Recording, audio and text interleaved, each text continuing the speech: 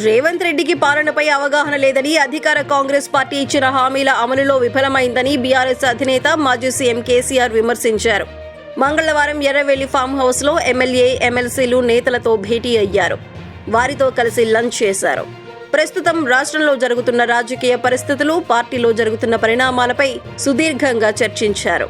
ఈ సందర్భంగా కేసీఆర్ మాట్లాడుతూ, కొందరు నేతలు పార్టీ మారినంత మాత్రాన బీఆర్ఎస్కు ఎలాంటి నష్టం లేదన్నారు. ఎవరూ తొందరపడొద్దని సూచించారు.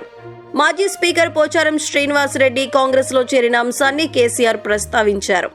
అలాంటి వారు పార్టీ మారడాన్ని పట్టించుకోవద్దని సూచించారు. కొందరు అధికారకాంక్ష ఉన్నవారు ఉంటారు, వారిని పట్టించుకోవద్దు, స్థిమితంగా ఉండరు అని సూచించారు.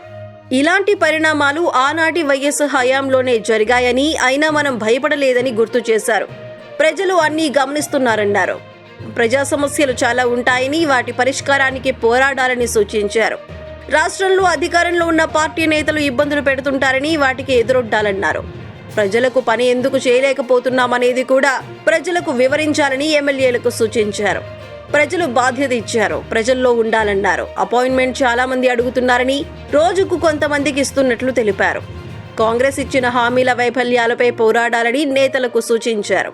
ఇకపై ఎమ్మెల్యేలు, ఎమ్మెల్సీలు నేతలను తరచూ కలుస్తుంటానని హామీ ఇచ్చారు.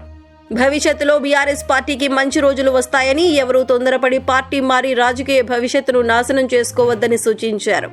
అండగా తాను, పార్టీ ఉంటుందని భరోసా ఇచ్చారు.